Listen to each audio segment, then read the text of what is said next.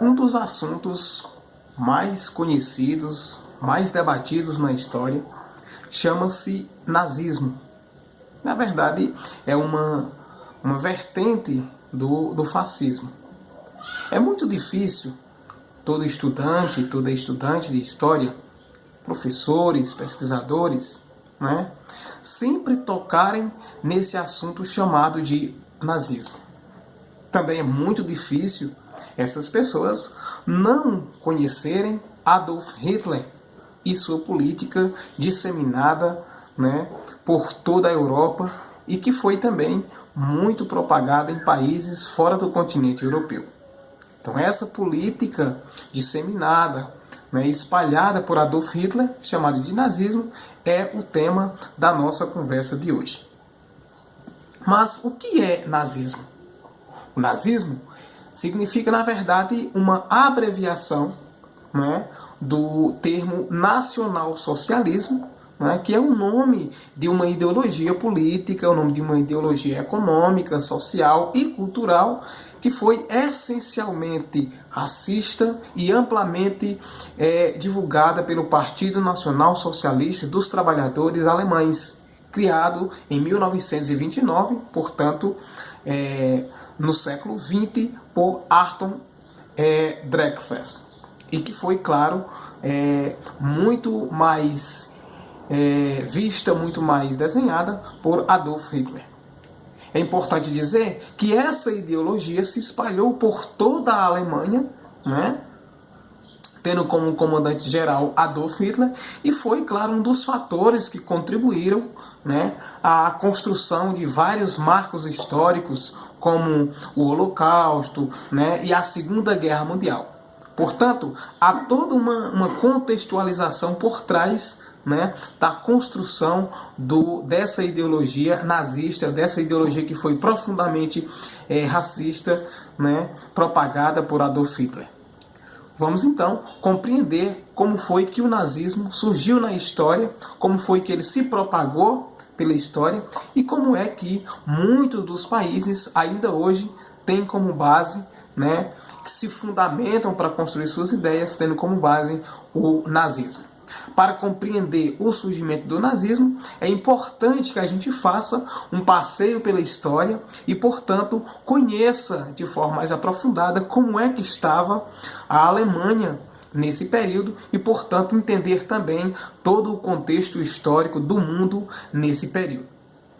E aí, quando faz esse tipo de levantamento, a gente lembra que a Primeira Guerra Mundial foi muito prejudicial a todo o continente europeu, mas muito, né, mais profundamente, né, de forma mais negativa para a Alemanha.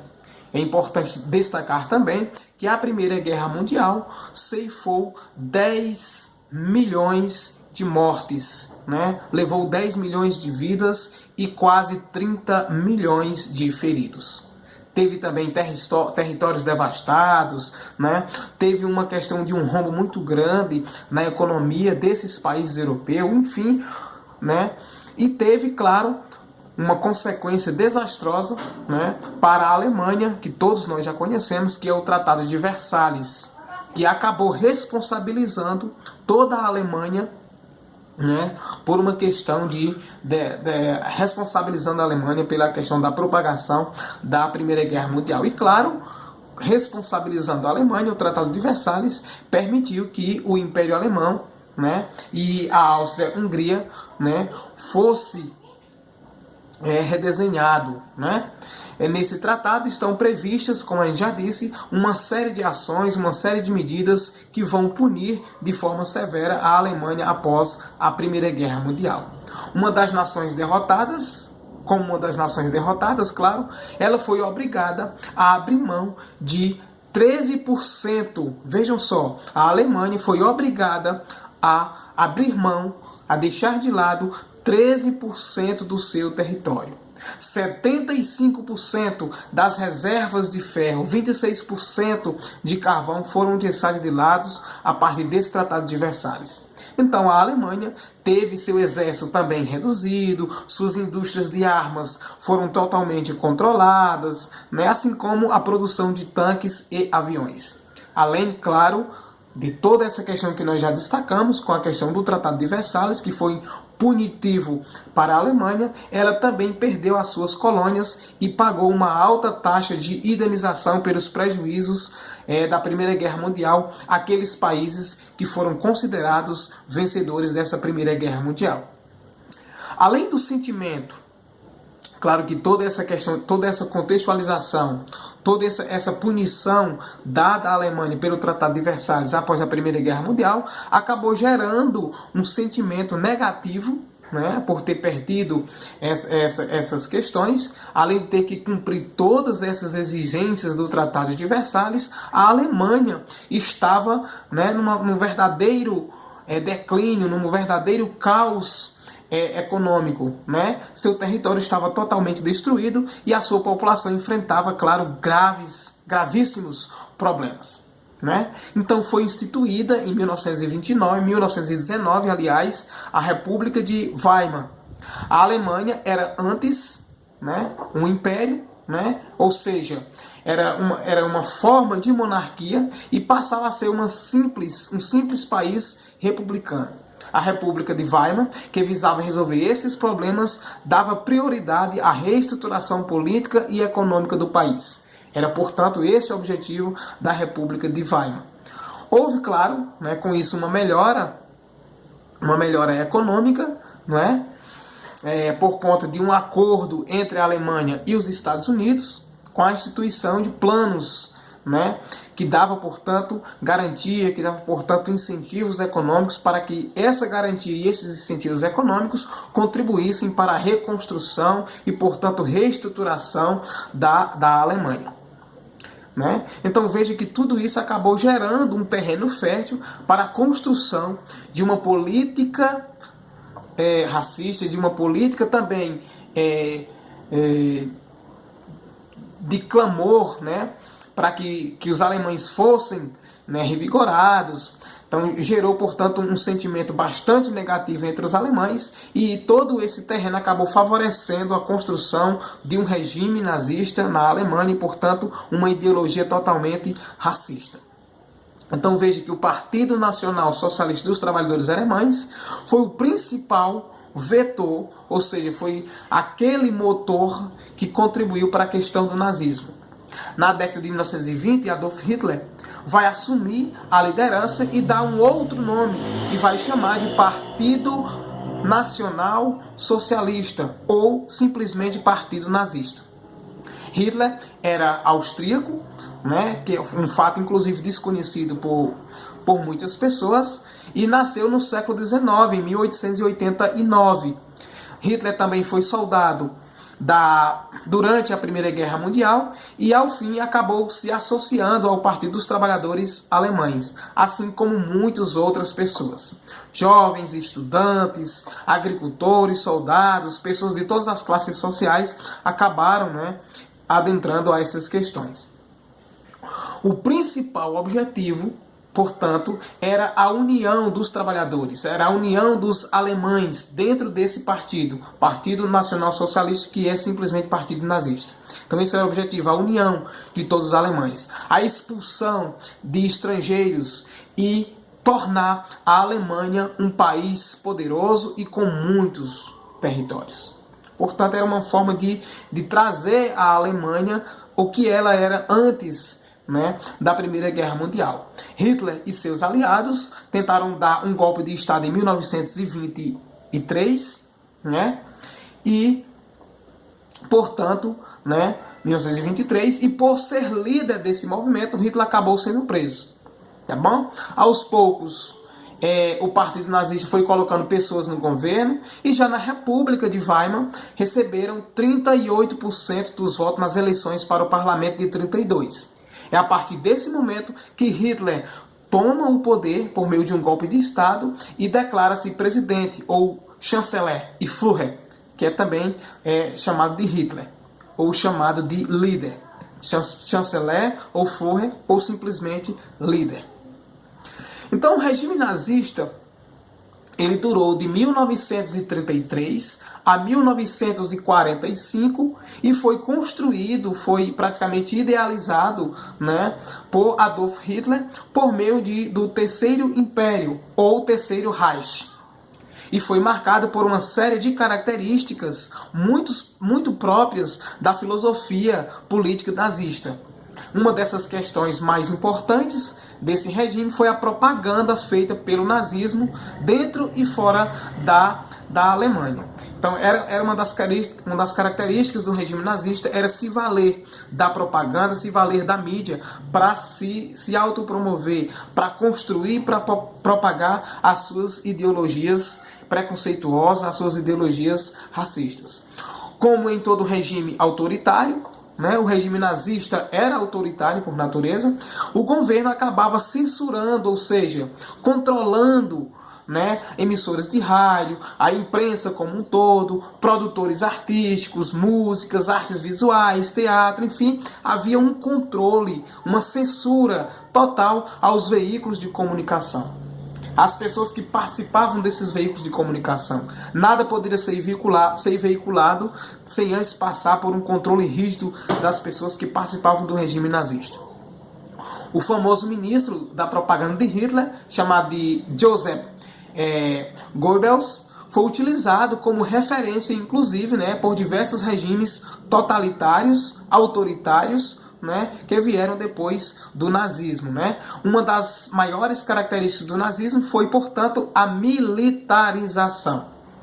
Então, veja que esses termos que nós estamos colocando aqui como características do nazismo, o autoritarismo, o totalitarismo, a censura aos veículos de comunicação, a questão da militarização, ou seja, colocar pessoas envolvidas, com características militares em vários espaços de poder, chamado de militarização, era uma das características centrais do nazismo. Claro que tem bastante coisa a ver com o nosso modelo político, atual, centrado no presidente da República. Só para fazer essa ponte entre a história do século XX, dentro do nazismo, e a história do século XXI, que perpassa toda uma conjuntura, todo um contexto político, na figura do presidente da República atual. Então veja que é importante que a gente destaque, no início do regime nazista, que o povo alemão apoiava o regime nazista, e acreditava na ideologia pregada por Hitler, que sempre construía um discurso de salvação nacional, que sempre construía um discurso de melhoria da economia, que sempre construía um discurso de superioridade do povo alemão, portanto, superioridade racial, portanto, superioridade cultural, portanto, superioridade educacional do povo alemão, frente aos outros povos. A Alemanha era vista agora como um país superior. Os povos alemães, a população alemã precisava ser vista como um povo superior aos outros. Essa era uma política pregada pelo regime nazista. Portanto, quanto à perseguição da polícia contra comunistas, contra os judeus, contra a própria população, por vezes, que contribuía para destruir essa ideologia, essa questão do nazismo, tudo isso era pregado contra essas pessoas que iam contra a ideologia do partido nazista, que ia contra a ideologia do nazismo. Então veja que essas eram as principais características do regime nazista. O regime nazista, portanto, é considerado também um regime fascista, por conta de uma série de semelhanças, com o próprio fascismo na Itália. Cito mais uma vez a questão do autoritarismo, a questão de controlar todo o poder, a questão de você glorificar, a questão de você exaltar a figura de um líder, a exaltação da coletividade nacional, ou seja, a Alemanha sendo vista como superior, exaltava-se a questão do nacionalismo. Portanto, inclusive a questão do nacionalismo é um fator interessante para que a gente possa desconstruir aquela ideia de que o nazismo era uma ideologia, era uma política de esquerda. Isso não tem nenhum fundamento científico, não tem nenhum fundamento histórico que contribua para isso. na verdade, quem prega essa questão de que o nazismo era uma política de esquerda não tem nenhuma fundamentação histórica, precisa estudar a história, né? Portanto, é uma forma de manifestação também do fascismo, o nazismo, né? Alguma das principais características da filosofia nazista, que foi desenvolvida por Adolf Hitler, era, portanto, como nós já dissemos, o nazismo, o racismo, aliás, a xenofobia, a questão de um nacionalismo exagerado, a questão de um antissemitismo. Mas o que são, né, todas essas características que nós estamos colocando aqui? Portanto, veja que o antissemitismo era, na verdade, né, o preconceito, o ódio pregado contra os judeus. Essa era a característica do antissemitismo, o preconceito e o ódio pregado contra os judeus, né? A questão do racismo, havia uma lei, né, criada, a lei de Nuremberg, que determinava, por exemplo, que dentro das instituições houvesse uma separação racial, né, entre as pessoas. O regime perseguiu, torturou, expulsou, né, e matou judeus, além de muitas outras pessoas, como homossexuais, como ciganos, pessoas com deficiência, negros, alemães que iam contra o próprio regime nazista, né? Enfim, havia uma política de segregação, havia uma política de separação, havia uma política de ódio pregado com todas essas pessoas. Por isso que o nazismo tem essa característica, o antissemitismo, uma delas, o ódio e o preconceito pregado contra os judeus. Além de ter contribuído para uma das maiores pragas da história, que foi a questão do Holocausto, que foi o assassinato de milhões de judeus. Portanto, o nazismo também era uma política genocida. Uma das características que nós estamos testemunhando hoje, né, na política pregada pelo governo federal dentro da questão da pandemia. Tá bom? Então veja que essas são as características importantes.